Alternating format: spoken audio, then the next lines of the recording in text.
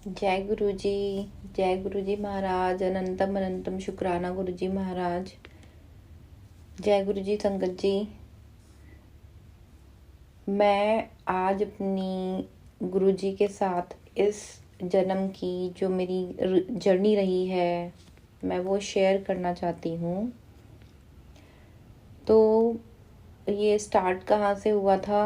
हाँ, उससे पहले मैं आपको बताना चाहती हूँ कि अगर सत्संग शेयर करते हुए कुछ भी अगर भूल चूक होती है तो संगत जी माफ़ करना, गुरु जी महाराज माफ़ करना, कोई भी भूल चूक होती हो तो मैं अपना सत्संग शेयर करती हूँ। तो मेरी गुरु जी के साथ जर्नी जो स्टार्ट हुई थी इस जन्म में, क्योंकि हमें नहीं पता, हम तो गुरुजी से कई कितने जन्मों से जुड़े हुए हैं वो सब गुरुजी जानते हैं। तो मेरी जो जर्नी स्टार्ट हुई थी दैट वाज स्टार्टेड फ्रॉम 14 अगस्त 2015, जिसमें मैंने अपना पहला सत्संग अटेंड किया था जो कि बेंगलोर में था। तो वो स्टार्ट कैसे हुआ?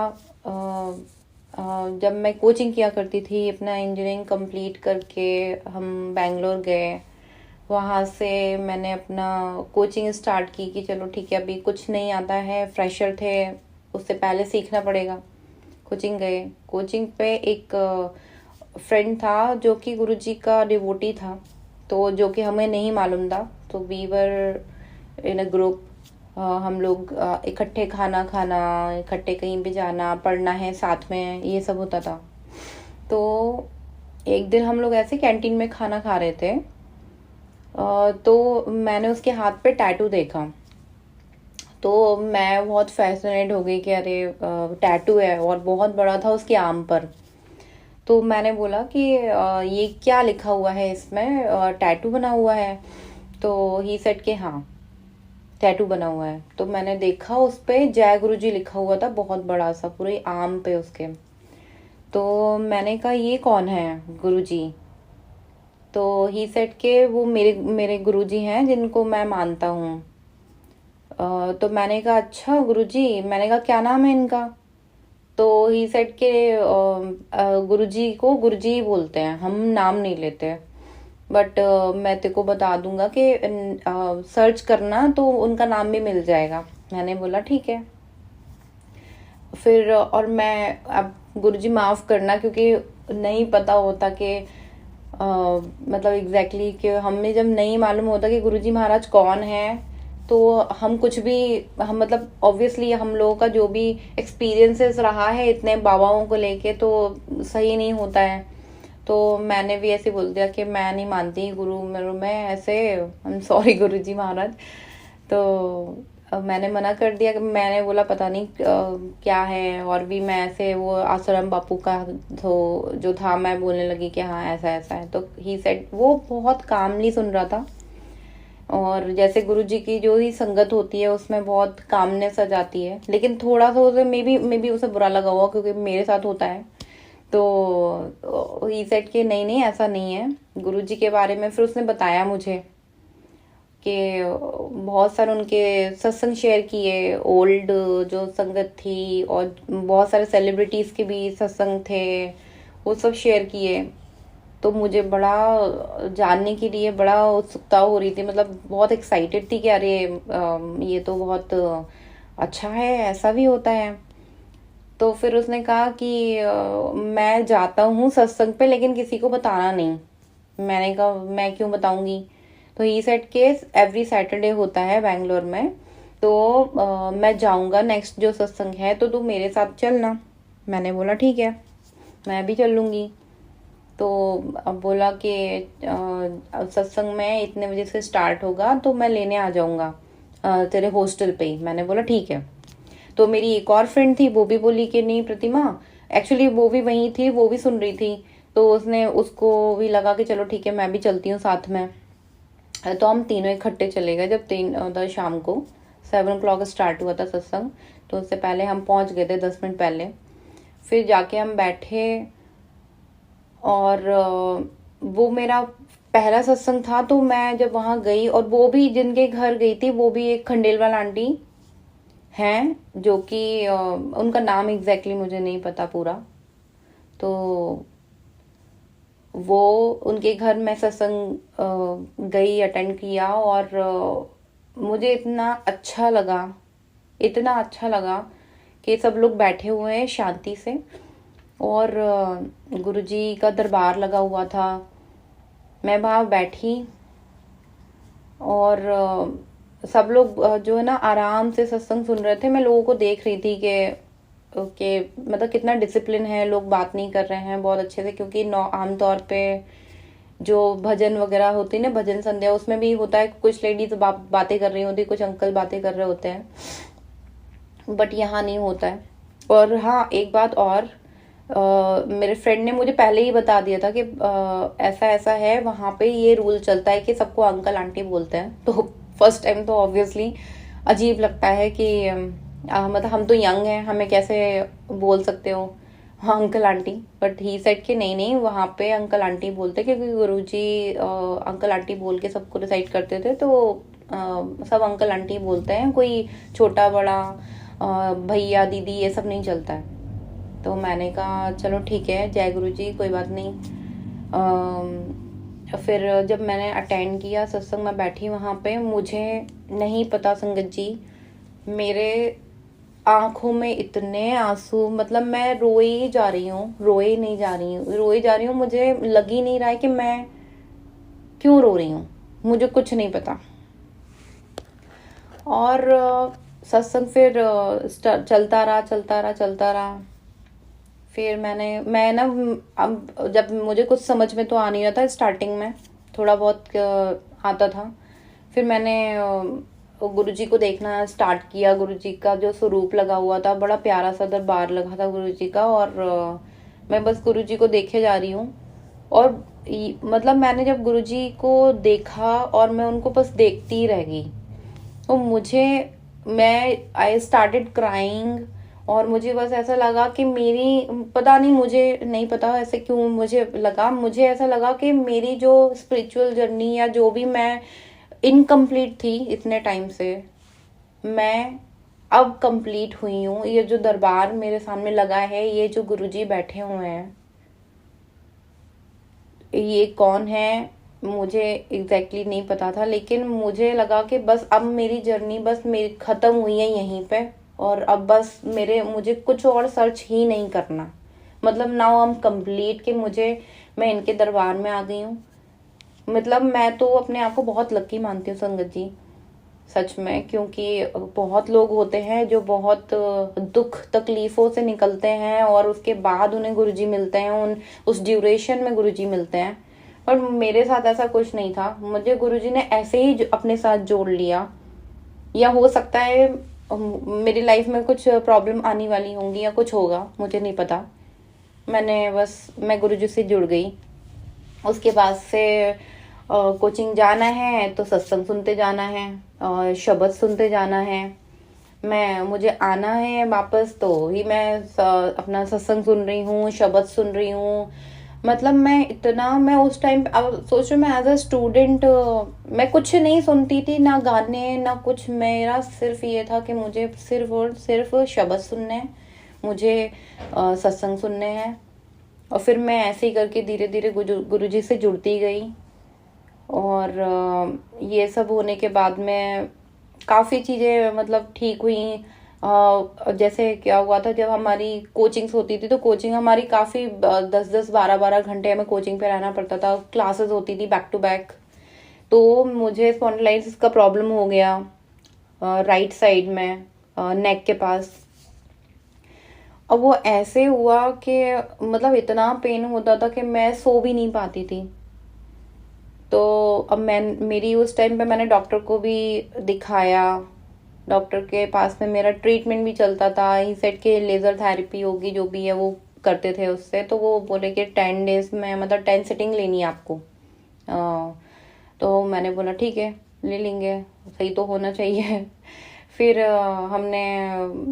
मैं जब सत्संग भी जाया करती थी तो क्या होता था कि हम लोग ही, तब भी मैं होता था कि इवनिंग में हुआ करते थे। बैंगलोर में सत्संग जो होते हैं वो 7 o'clock से ही स्टार्ट होते हैं। बहुत रेयर होता है कि ड्यूरिंग डे टाइम होता है।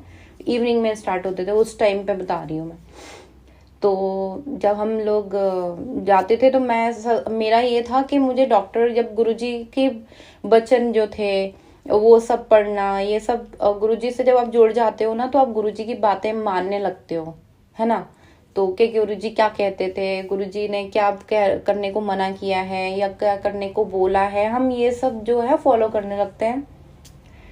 तो मैंने सोचा कि चलो ठीक है, अपने गुरुजी कहते हैं ना कि हाँ दवाई भी करवानी है और डॉक्टर के पास भी जाना है, मतलब, और जो है अपना सत्संग भी सुनना है, मेरे पास भी आना है।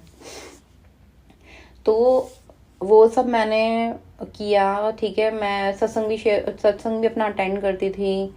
तो मुझे नहीं पता कि कब मेरी वो प्रॉब्लम ठीक हुई। सत्संग में बस ऐसे ही अब जाओ, अब जल प्रसाद, लंगर प्रसाद अब जो करते हो, कड़ा प्रसाद जो होता है, अब सारा जो प्रसाद होता है गुरु जी का वो सब आप खाते हो। तो उसके बाद में मुझे नहीं पता कितने मैंने मेरी 2 या 3 ही सत्संग मैंने अटेंड किए होंगे और मेरा वो जो प्रॉब्लम है वो ठीक हो गई। मुझे पता ही नहीं चला कि वो कब ठीक हो गई, मैंने कभी उसे फोकस ही नहीं किया। मेरा ये था कि बस चल रहा है चल रहा है चल रहा है काम। फिर एक दिन मेरी फ्रेंड बोली कि अरे प्रतिमा, तुझे वो पेन होता था कि वो अभी भी होता है? मैंने कहा यार मुझे तो पता ही नहीं चला, मेरे को ये भी प्रॉब्लम थी। मतलब गुरुजी महाराज ने ऐसे मेरे को ऐसे ठीक कर दिया, पता ही नहीं चला कि मैं ऐसे सत्संग अटेंड करती रही, लंगर प्रसाद खाती रही और वो ठीक हो गया। चलो ठीक है। फिर अब ये था कि अब कोचिंग कंप्लीट हो गई थी। फिर स्टार्टिंग में होता है ना कि आप कोचिंग भी करते रहते हो और साथ साथ में अपना जो है जॉब भी सर्च करते रहते हो। तो मेरा ये था कि चलो मैं अपना कोर्स कंप्लीट कर लेती हूँ, जितना मतलब जितना काफ़ी कोर्स है तो उसका हाफ तो हो जाए, तब एटलीस्ट आपके कॉन्फिडेंस आ जाता है कि हाँ ठीक है कुछ तो आता है। तो फिर मैंने देना स्टार्ट किया इंटरव्यूज़। तो मैं बहुत बहुत टाइम हो गया और मैं इतनी परेशान हो गई थी संगत जी कि मैं मतलब मेरी जॉब नहीं लग रही थी, मैं बहुत परेशान थी मतलब उस ड्यूरेशन में। लेकिन मेरा ये था कि सत्संग तो मुझे जाना ही जाना है। तो मैं ऐसे कुछ मैं देख रही हूँ मेरे फ्रेंड्स की जॉब लग रही है और मैं कह रही हूँ यार मेरी क्यों नहीं लग रही। मैं गुरुजी से कहती कि गुरुजी कहाँ प्रॉब्लम आ रही है, अगर कुछ प्रॉब्लम आ रही है तो मुझे प्लीज़ आप ना हेल्प करो कि मैं वो सब चीज़ें कर पाऊँ और सारी चीज़ें अच्छे से कर पाऊँ। तो मैं जब एक बार ऐसा हुआ कि बहुत टाइम हो गया, 1 ईयर हो गया और मेरी जॉब नहीं लगी। फिर मेरे फादर ने बोला कि अब तो बहुत हो गया, अब तो तुमको मतलब 1 ईयर हो गया, उसके बाद में अगर तुम ऐसा है कि अब तुम घर आ जाओ वापस।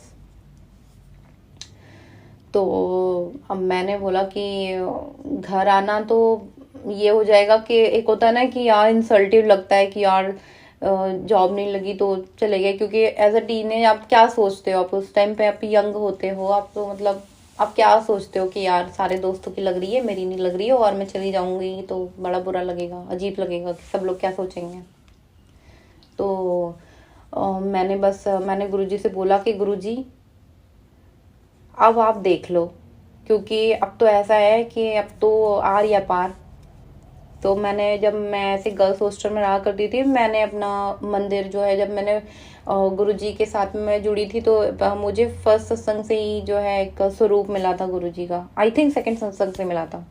तो जब मैंने वो किया, मतलब वो सत्संग में जो मुझे स्वरूप मिला, तो मैंने एक छोटा सा मंदिर बना के रखा था गुरुजी का अपना, जहाँ पे मैं रूम में रहा करती थी। हम 3 गर्ल्स रहा करते थे उस छोटे से रूम में। तो मैंने ऐसे छोटे सा मंदिर बना के रखा था गुरुजी का। ऐसे जो कार्टन बॉक्सेस होते हैं उसमें अच्छे से एकदम पैकिंग पेपर से ऐसा पूरा ऐसा रैप करके उसको काइंड ऑफ टेबल बना दिया और अच्छे से उसका मतलब जो स्वरूप था गुरुजी का वो रख दिया और अब मैं ऐसी पूजा स्टार्ट करती। तो ऐसे मैं पूजा करती रहती थी। तो मैं अपने रूम में बैठी हुई थी, मैंने गुरुजी से बोला कि गुरुजी अब तो मतलब बहुत ही ज़्यादा हो गया है, मैं तो इस चीज़ को इतना थोड़ा लाइट ले रही थी। अब तो पापा जी ने मुझे डेडलाइन दे दी है कि अब तो तुमको आना है, अगर तुम अप्रैल में नहीं आई तो ऐसा है कि तुमको आना ही है, अगर तुम्हारी जॉब नहीं लगती है तो। मैंने बोला चलो ठीक है पापा जी कोई बात नहीं। फिर मैंने गुरुजी से बात करी कि गुरुजी देख लो अब तो हो गया। तो गुरुजी बोले कि मतलब उनके उनके कोई जो भी प्लान थे। और उसी मंथ मेरा मतलब पापा जी के कॉल के बाद ही मेरा नेक्स्ट डे जो मेरा एक इंटरव्यू था, मैं ऐसे ही देने चली गई थी। मैंने कुछ उस चीज़ के लिए ना, कहते हैं ना कि मेरे को लगा कि ठीक है, प्रिपेयर नहीं किया। मेरे को ऐसा लगा अब रे हो जाएगा, इतने टाइम से कर रहे हैं, हुआ तो ठीक है, नहीं हुआ तो जैसी गुरुजी की मर्जी। मैं गई हूँ, इंटरव्यू दिया है, और फिर उसके बाद मैं सेम डे ही, मतलब ऐसा कई बार होता है ना कि आपको जैसे कई बार HR बोल देते हैं आपको कि will get back to you, but जब उसने HR जब काफ़ी ऐसे 3-4 मेरे जो है राउंड्स हुए इंटरव्यू के, फिर उसने HR ने कहा कि हम आपको कल कॉल करते हैं, जो भी प्रोसेस है नेक्स्ट टाइम का बताते हैं। तो it was very nice for me के ठीक है, क्योंकि ऐसा होता है कि HR आमतौर पे ये बोलते हैं कि विल कॉल यू, क्योंकि अभी मे बी होता है ना कि आपके इंटरव्यूज चल रहे हैं, तो किसको सिलेक्ट करना है किसे नहीं करना है वो सब उसके बाद ही बताते हैं वो। मुझे लगा चलो ठीक है, बहुत अच्छी बात है ये तो। फिर आगे फिर नेक्स्ट डे कॉल आया, फिर उसके बाद में मैनेजर राउंड हुआ, बाकी सारा HR डिस्कशन हुआ, और 2 दिन में जॉब मेरे हाथ में थी। जय गुरु जी, शुक्राना गुरु जी महाराज मुझे जाने से बचा लिया आपने वहाँ पे घर पे वापस। फिर वही था, गुरु जी का शुक्राना किया आने के बाद में, और वहीं रूम पे आई। फिर उसके बाद में सत्संग अटेंड किए, गुरु जी का शुक्राना किया। हालांकि मुझे बड़ा डर लगता था संगत जी के, क्योंकि कई बार होता है ना कि आप जब सत्संग शेयर कर रहे होते हो तो आपके गुरु जी महाराज वहीं बैठे होते हैं, आपसे सुन रहे होते कि आप क्या बोल रहे हो। तो डर लगता है कि मुंह से अभी कुछ गलत वर्ड ना निकल जाए, या फिर मैं कुछ गलत जानकारी है वो शेयर ना कर दूं। तो फिर जब ऐसे सत्संग मैंने शेयर किया, काफ़ी मुझे काफ़ी इतना अच्छा लगा कि चलो अब तो ऐसा हो गया है कि मतलब चलो मेरा ये जॉब हो गई है, तो अब मुझे नहीं जाना है। अब फिर उसके बाद में जॉब हो गई, फिर धीरे धीरे ऐसा हुआ कि एक फ्रेंड जो था सर्कल, मतलब एक मेरी जो रूममेट थी, मेरी रूममेट मेरी बहुत अच्छी फ्रेंड थी स्कूल, आई मीन स्कूल के बाद से वो मुझे एक कोचिंग के दौरान मिली थी, तो वो बहुत अच्छी फ्रेंड मेरी थी। फिर हम जब बैंगलोर में थे तो वो साथ में मेरे रहा करती थी। तो जब हम उसके बाद में जब उसने मुझे एक फ्रेंड से मिलवाया, मतलब ऐसे एक कहते हैं ना हम जनरली फ्रेंड सर्कल में ऐसे मिलते हैं, तो जो मेरे हस्बैंड हैं अभी संगत जी, मेरी लव मैरिज हुई है, तो मेरी उनसे जो है मीटिंग हुई थी कि हम लोग मिलते थे एज अ फ्रेंड, सब घूमने जा रहे हैं, कभी कोई मूवी देखने जा रहे हैं, ऐसे होता था। तो फिर एक होता है ना कि अब फ्रेंड हो, लेकिन एक होता था इनकी साइड से थोड़ा मेरे को ऐसा लगता था कि हाँ ये जो हाँ इंटरेस्टेड है वो तो फील होता है ना वैसे। तो वो सब हुआ। फिर मैंने एक दिन ऐसा होता है ना कि अब मुझे भी अब अच्छा लगने लगा, और फिर मुझे लगा कि यार मैं गलत तो नहीं कर रही हूँ। फिर मैंने ना गुरुजी से बोला, मैंने कहा गुरुजी आपने ना देखो, हमारी लाइफ में जो भी आता है वो सब गुरुजी की मर्जी होती है कि कौन हमारी लाइफ में आ रहा है, हम किससे कनेक्ट कर रहे हैं, राइट। तो मैंने गुरुजी से कहा कि गुरुजी देखो आपने इस लड़के से मिलवाया है, और अगर ये लड़का मेरे लिए, मेरी फैमिली के लिए बहुत अच्छा है, जो भी है, तो ही आप आगे बात बढ़ाना, अदरवाइज ऐसा है कि नहीं आप कुछ करना आगे, मतलब मैं समझ जाऊंगी कि नहीं है वो ठीक मेरे लिए। तो फिर उसके बाद में गुरुजी ने कैसे पता नहीं हमारी मतलब चला। उसके बाद में होता है ना कि मैंने गुरुजी को मतलब जब गुरुजी को बोला कि गुरुजी देखो अब तो ऐसा है, क्योंकि अब तो मतलब मैं जो भी है वो सीरियस ही होगा, क्योंकि अब शादी ही होगी जो भी है, क्योंकि वैसे बीच में छोड़ना गर्लफ्रेंड बॉयफ्रेंड बन के ये सब काम ठीक नहीं लगता है ना। तो फिर फिर उसके बाद में मैंने अपने कैसे तो करके मेरे को लगा कि अब तो भाभी को बताना है या किसको बताना है। तो मेरे भैया भाभी की उस टाइम पे शादी हुई थी, तो एक होता है ना कि भाभी से आपका अच्छी बॉन्डिंग बनती है और नई नई होती है, तो एक लड़की से लड़की समझ पाती है। तो फिर मैंने भाभी को बोला कि भाभी ऐसा ऐसा है, एक लड़का है जो कि मुझे पसंद है, और हाँ अगर देखो आप, मुझे ना आगे ही करना है, मुझे शादी ही करना है बस। तो बात कैसे करना है, मम्मी पापा को कैसे बताना है, भैया को कैसे बताना है, आप मतलब देखो, मुझे समझ नहीं आ रहा कैसे करूँ, क्योंकि मेरे फादर जो हैं बहुत बहुत गुस्से वाले हैं, इवन भाई भी बहुत। तो बोलती कि चलो ठीक है, मैं भैया से बात करती हूँ। भैया को पता चला, भैया मुझसे कुछ नहीं बोले, क्योंकि ऑब्वियसली होता है ना कि ऑब्वियसली ऐसे सेम एज में आ जाते हैं, क्योंकि मेरे भैया और मुझ में ऐसे 2-3 साल का ही गैप है। तो फिर वो बोले कुछ नहीं मुझसे, और ना ही उन्होंने पापा को कुछ बताया।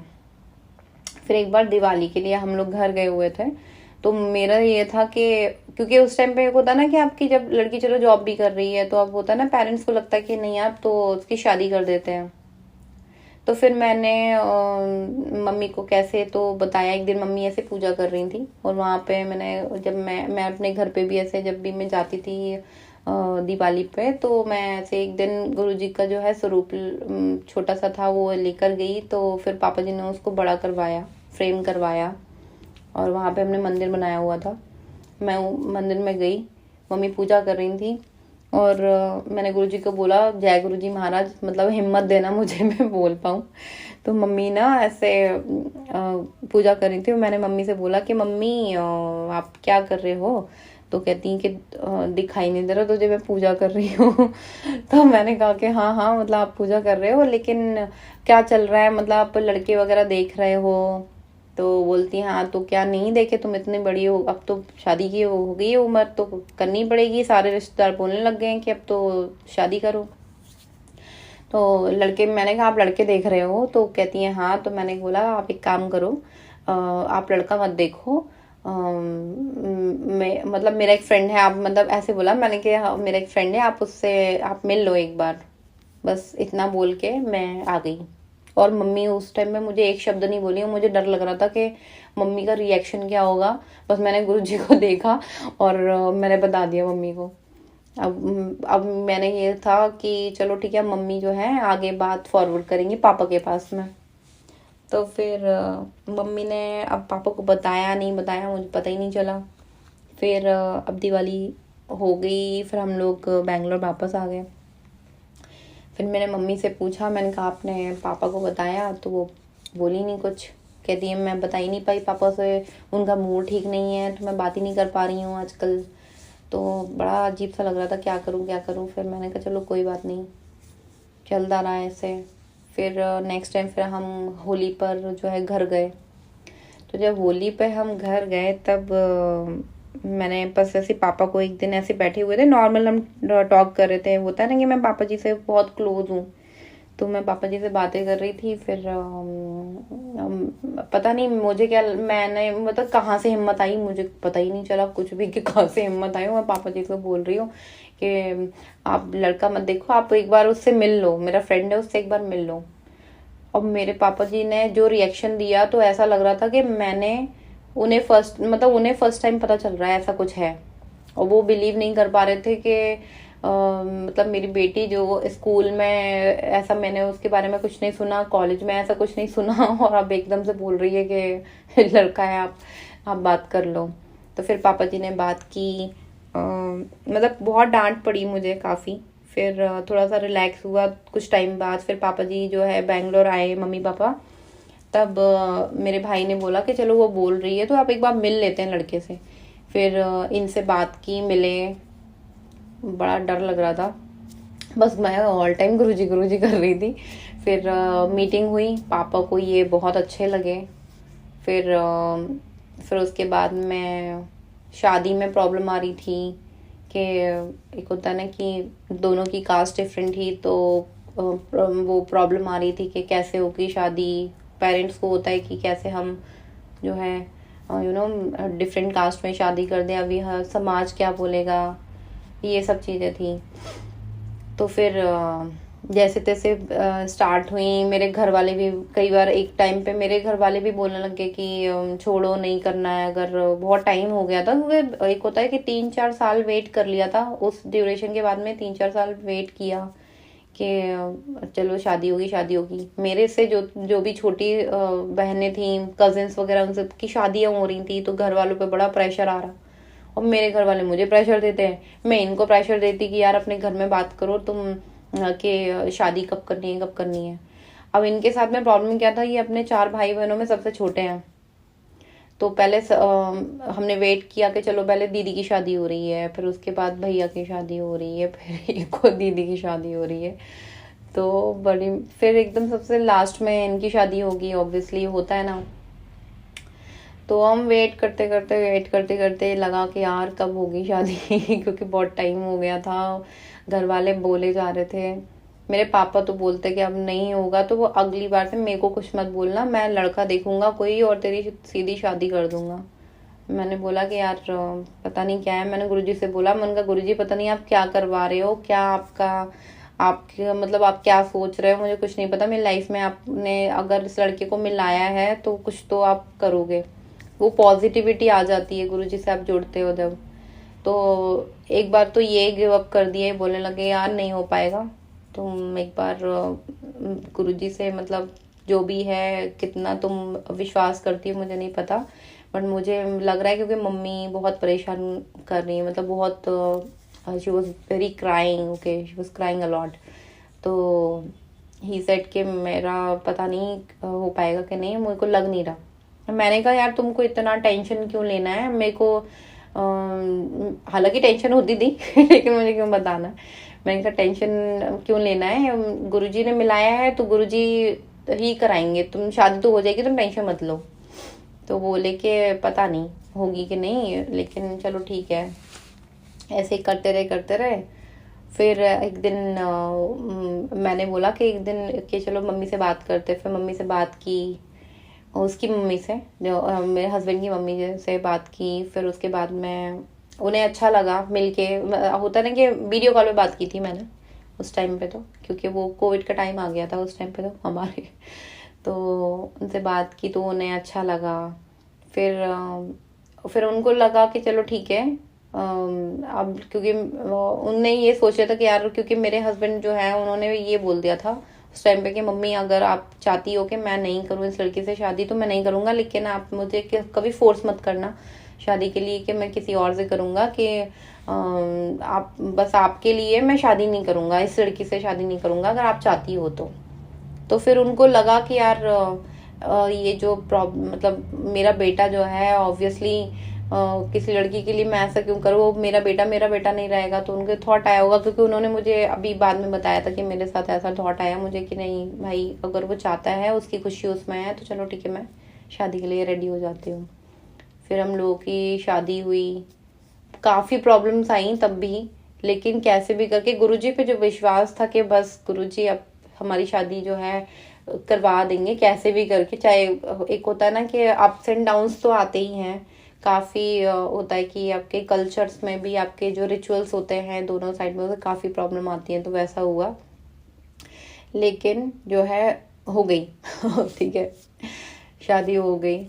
और शादी वाले दिन हाँ थोड़ा सा कुछ प्रॉब्लम जरूर आया था कि हाँ मेरे फादर का एक्चुअली क्या ना, एक बार स्ट्रोक आ चुका था, तो उनको हम काफ़ी जो है केयर में रखते थे। और शादी वाले दिन मैंने ये बोला था कि देखना, वो जो ड्यूरेशन थी वो विंटर्स में था, तो विंटर्स में था, फेब में शादी हुई थी, फरवरी में हमारी 2022 में। तो मैंने ये कहा था कि देखना मतलब इतनी ठंड पड़ रही है, तो मैंने कहा कि चलो, मैंने कहा वो देखना मेरी वाली जो मेरी शादी होगी ना उस दिन ब्राइट सनी डे होगा। क्योंकि क्या है ना, एक दिन मैंने ऐसे सत्संग सुन रही थी एक आंटी का, तो उसमें ये था कि उनकी बेटी का जो शादी होनी थी वो होनी थी, ड्यूरेशन जो था वो मतलब मार्च के टाइम पे जो था। और उन्होंने ना जो ओपन लॉन में जो है ना शादी का पूरा अरेंजमेंट कर रखा था। और फिर पता चला कि बाद में उन्हें फोरकास्ट का पता चला, तो उस दिन बहुत ज़्यादा बारिश थी, मतलब उस दिन। फिर वो लोग गुरुजी महाराज के पास गए थे, तो गुरुजी ने बोला कि हाँ it will be a bright sunny day, ठीक है। तो मुझे एक होता है ना क्या, रे मैंने भी ऐसे ही बोल दिया, अरे it will be a bright sunny day on my wedding day, देखना। तो संगत जी सच में उस दिन इतनी धूप थी, इतनी गर्मी थी। 5 फरवरी को मेरी शादी हुई थी, तो उस दिन इतनी गर्मी थी, इतनी गर्मी थी दिन भर पूरा। तो मैंने बोला, मैं सबसे बोल रही थी, मैंने कहा देखा, मैंने कहा था ना ब्राइट सनी डे होगा। तो और उसके बाद में जब इवनिंग होते हुए जब रात हुई, रात में पता नहीं इतनी सर्दी कि मैं आपको संगत जी मैं क्या बताऊं, इतनी सर्दी थी कि मतलब फरवरी में भी उस टाइम पे इतनी सर्दी थी, और वो ड्यूरेशन जो दिन का था उसको देख के लग नहीं रहा था कि यार रात में इतनी सर्दी होगी। और जहाँ जो वेडिंग वेन्यू था वो रिसोर्ट में, वो रिसोर्ट जो था थोड़ा आउट में था सिटी से, तो मे बी इसलिए बहुत ज़्यादा सर्दी थी, लेकिन बहुत ही ज़्यादा सर्दी थी, बहुत ही ज़्यादा।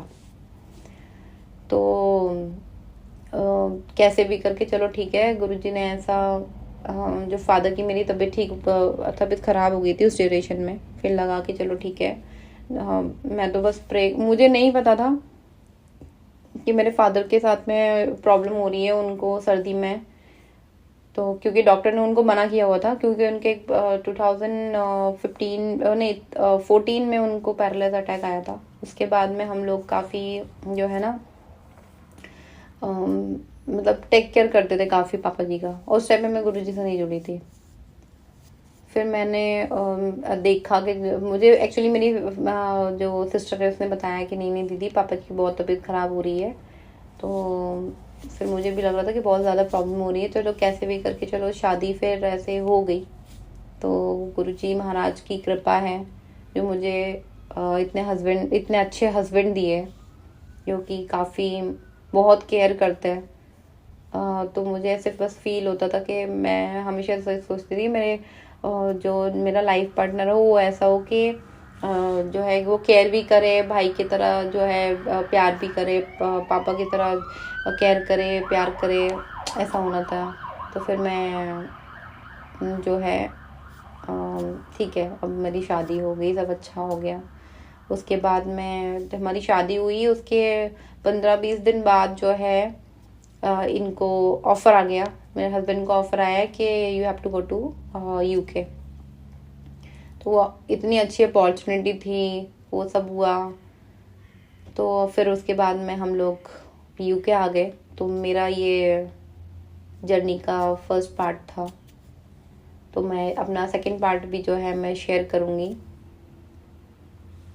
तो जय गुरुजी महाराज, शुक्राना। काफ़ी मेरे सत्संग हैं आगे, तो मैं और भी बहुत छोटे छोटे सत्संग हैं, उस ड्यूरेशन में काफ़ी कुछ हुआ था, काफ़ी सत्संग हुए मेरे साथ में, तो मैं वो आपको शेयर करूँगी आगे। अभी के लिए शुक्राना गुरुजी महाराज, अनंतम अनंतम।